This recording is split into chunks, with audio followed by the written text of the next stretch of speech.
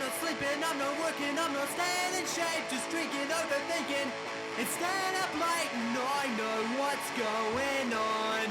I'm the reason things went wrong, and I'm not thinking about anything that's positive, just trying to take a deeper hole to find somewhere to live, and it's not meant to be, but it still gets to me.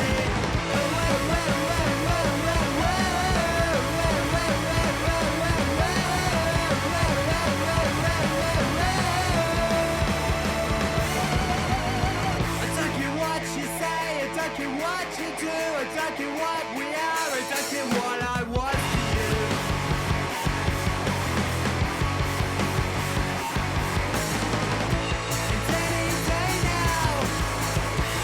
And any day now, tell me I'm wrong. I know I'm wrong. I wanna get better, not bitter. Better, not bitter. I'm not sleeping, I'm not working, I'm not staying in shape, just drinking, overthinking, and staying up late, and I know what's going on. I'm the reason things went wrong, and I'm not thinking about anything that's positive, just trying to dig a deeper hole to find a way to live, and it's nothing to be, but it still gets to me. Well, that was Reef Brazendale with a song called Bitter from his album Weekends, and I am extremely privileged to have Reef right here in the Dolby Studio with me tonight. I want to talk about the song Bitter. I've noticed there's a song called Better as well, and what crossed my mind was in the song Bitter, there was a line that said, I want to get better, not bitter. Your songs, they're real angsty. Are you like a real angsty person, or do you, when you write these songs, do you exaggerate your angst to make a more interesting song, or do you downplay your angst to make it more accessible for people? Like, I love just the heartfelt kind of openness of your songs. I think I definitely exaggerate my angst because I think with the genre of pop punk specifically, it's all about angst, because if you don't have the angst, then it is just pop music. So I definitely try and write songs with the intention of like, all right, there has to be some sort of balls behind this other than just like distorted guitars and loud drums or whatever. So, and lyrics have just always been really important to me. Like growing up with like bands like The Descendants, NoFX, Blink-182, stuff like that. The lyrics were always what separated it from just any other sort of punk music, because other punk music is all, a lot of it's political and stuff, and this was kind of taking it in a different direction where it's singing about things that just like everyday people could relate to. And I think that's what's beautiful about pop punk is that it can be for everyone, if you know what I mean. Your tracks definitely tap into a lot of angst, yet there's this undeniable thread of optimism running through them. When you're writing, do you intentionally try and find that light at the end of the tunnel, or does that sort of hopefulness just naturally emerge from the music? I think a bit of both. I think I've always been naturally wired to be an optimist, so I'd never want to write something that just sounds kind of hopeless. Like even when I write about hard things that I go through, it's always from the mindset of, well, I am going to get through this and I am going to be a better version of myself on the other side of this. So like I would always want that to come through in the music instead of it. I would never want something to just feel hopeless. Hey, so last year you recorded this optimistically angsty album called Weekends. So basically you, with the help of Hamish Waddell, recorded this album. Like, how did you record it? It was pretty DIY, eh? Like, we just recorded it at our flats, really. Just like once a week, me and Hamish would get together and record for a day, either at his flat or my flat. And Hamish was studying recording and stuff at the Dunedin University, so we were able to use the uni studio a little bit as well. Yeah, we just kind of like got together once a week, and it was like a really chilled recording process, like really chill. Like Hamish is a good mate as well, and I really respect his opinion on music, so he was kind of like a producer role for the album as well. There's a lot of ideas that he had that made it onto the album and stuff. So it was really, really relaxed recording process. I wanna drink till my vomit hits the sink. I wanna do these the drugs and not care what you think. I wanna steal from my friends and lie to everyone I love. I wanna be a bad person and do fucked up shit. I wanna move to the suburbs and forget about it. I wanna be a no one to everyone and just be all alone. I wanna throw it all away. I wanna throw it all away. I wanna throw my life away. I wanna throw it all away. Hey man, tell me about the drinking thing, because you know I'm kind of like middle-aged these days, and I'm a little bit disappointed with the youth of today because they don't seem to drink that much. But a lot of your songs talk about the drinking comes up a lot. What's going on with that? Well, in high school, I was like very much into it. Like all my friends were. We had a band called Beer Belly Boys. We'd just write songs about drinking and partying and stuff. And I grew up around biker gangs as well. So it's like I was like surrounded by that culture from a young age, and started like drinking and smoking weed when I was like 13, and did that like all throughout high school and stuff, and like that was like sick fun. Don't regret a thing at all. And but like when I was 18, it kind of turned into like something else for me. I started to enjoy drinking by myself a lot more than I did with other people, and started to just kind of turn into someone I didn't like being, and started stealing from people, and had a bit of like an intervention thing happen with my family, and I just decided it didn't serve me anymore to drink. And it's kind of something that's hard to talk about, because I feel like when you're a young person and you tell people you don't drink, people just think you're a posh kid or something. That's not the case. I'm like definitely not a posh kid.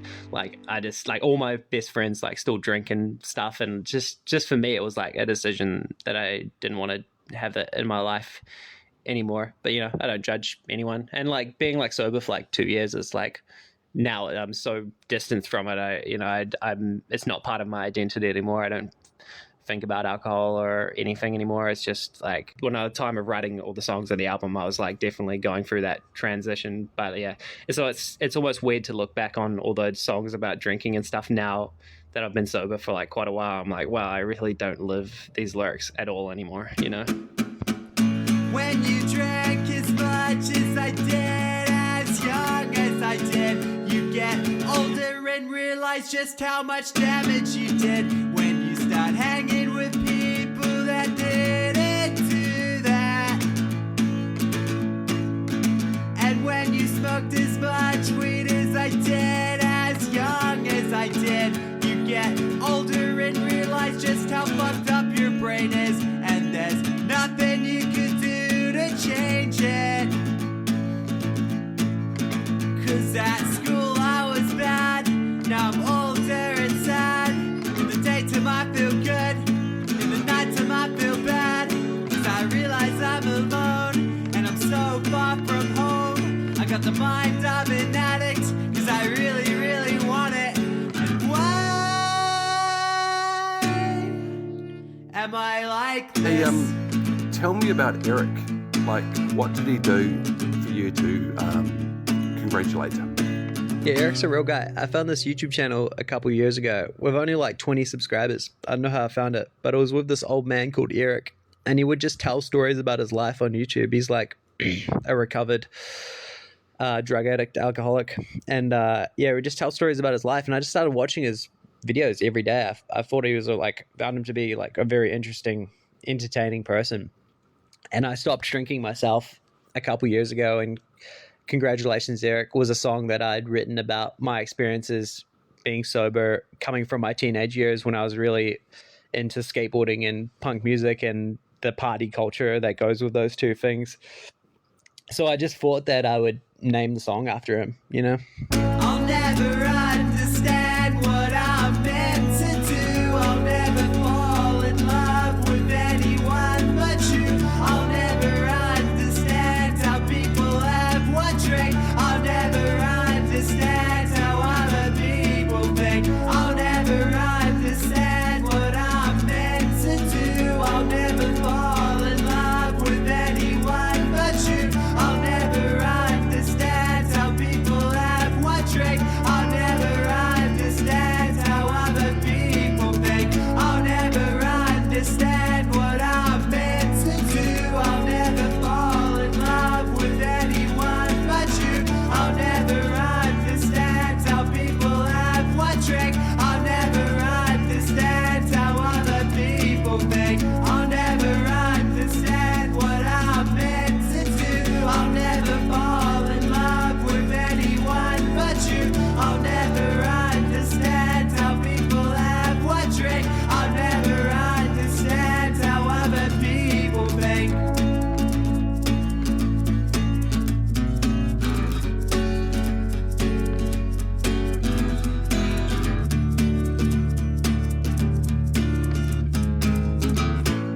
I think it's something that everyone who writes songs struggles with, and that's kind of getting the distance from your songs to know whether it's a really good song or a real terrible song. Is that something you struggle with?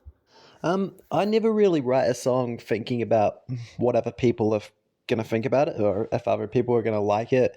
I just write music that I like, and if I don't think a song's good, then I won't finish it. So I think all my songs are good, but yeah, I never think about if this is gonna be one that everyone's gonna like, or I'm just thinking about making music that I enjoy listening to. So musicians and creative people always seem to get more credit to sing about just dysfunctional and messed up things. I guess it makes them seem more flawed and human, so people can identify with what they're saying in their story, I guess.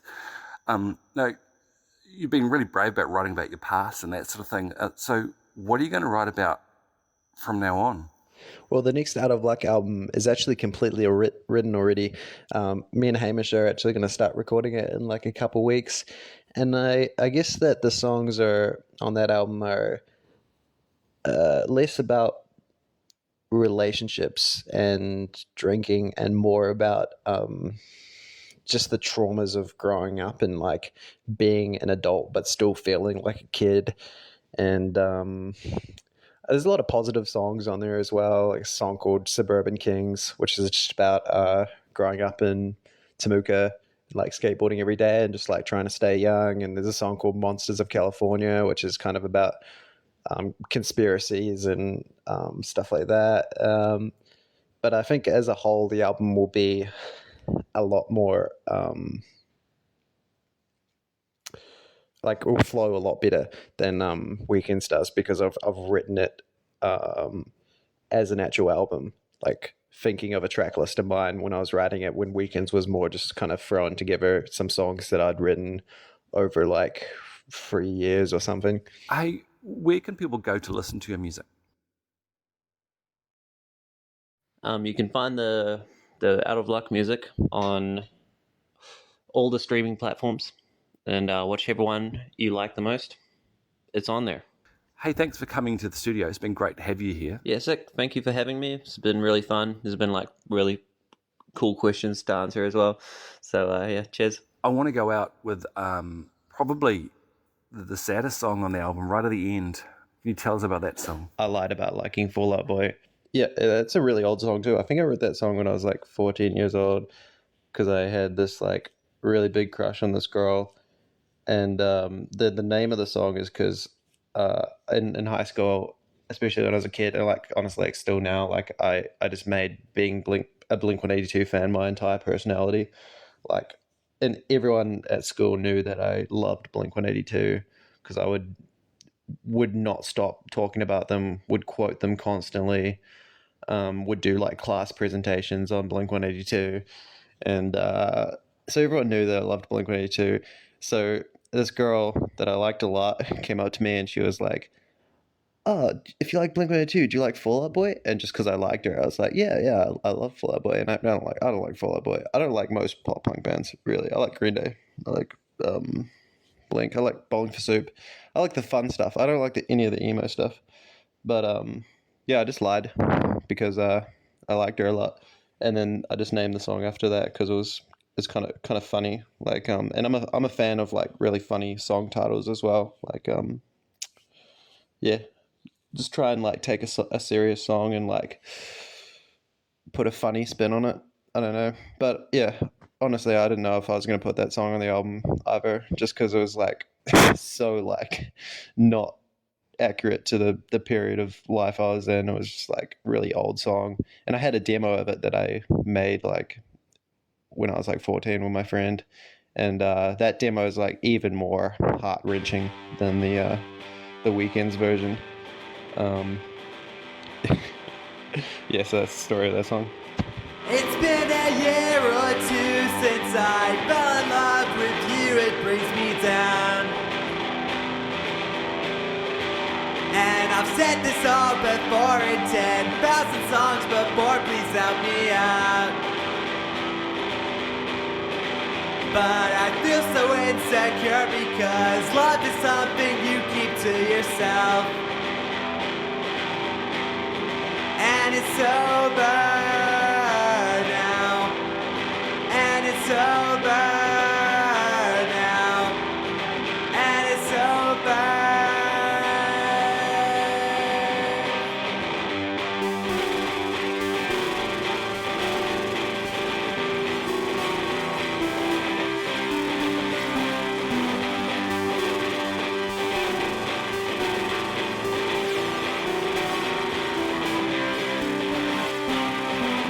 As time goes by, things they change, your priorities all rearrange. But I guess it's all the same because people never change. People never change. And it's over now. And it's over now. And it's over now. And it's over. I was the one to take it way too far, expected in my mind. You were the one to occupy my heart, my soul, my mind, and if I could go back, I wouldn't change a skill if I could fit at all. I guess it's over now and no longer fits. You're no longer in my life.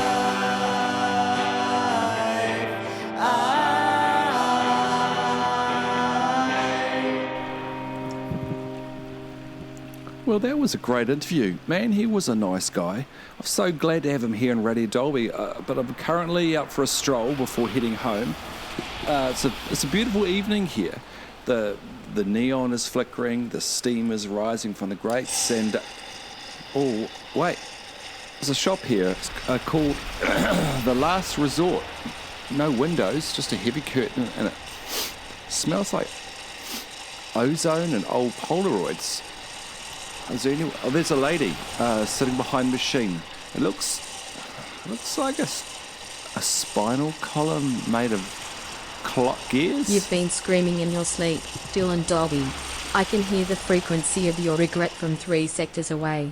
It's deafening. Oh, glad to know you know who I am. Yeah, I'm in radio, loud as what I do. Who are you? I am the one who mends the thread. This is the Chronos Stitcher.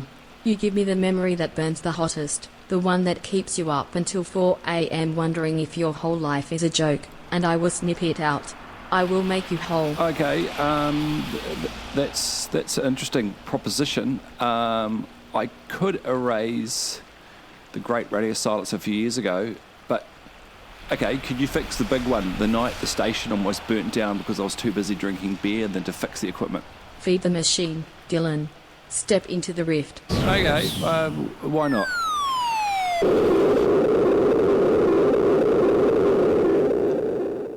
Okay, it's cold in here and everything's grayscale. Okay, well there it is. I could see myself on the screen. I'm on a radio with Brother Dolby and I'm ignoring the red light at the console. I'm being classic Dylan. Each day. Tell me, Brother Dolby, what is your why? Yeah, I don't really have a why, to be honest, Dylan. Yeah, you must do. No, I honestly don't. I just don't see the point. Oh no, yeah, that's rubbish. We're just drinking and talking rubbish. I'm going to change it. I'm going to stay behind this show on that night. I'm going to fix the wires. I'm going to be responsible. Use your Chronos Stitcher and show me the future. Okay, it's materializing. Why am I sitting in an office? Why am I wearing a tie? Why is my voice so empty? Why am I looking at a version of myself that never lost anything? So I've never found anything. I'm safe, but I'm a ghost. I have no stories. I have no fire. No, I don't want to be inanimate. This is a trap. The regret is the only thing that proves I was actually there. If I don't feel the sting of that fire, I don't value the music that I play today. I'm trying to kill the very thing that made me a poet of the airwaves. Turn me back.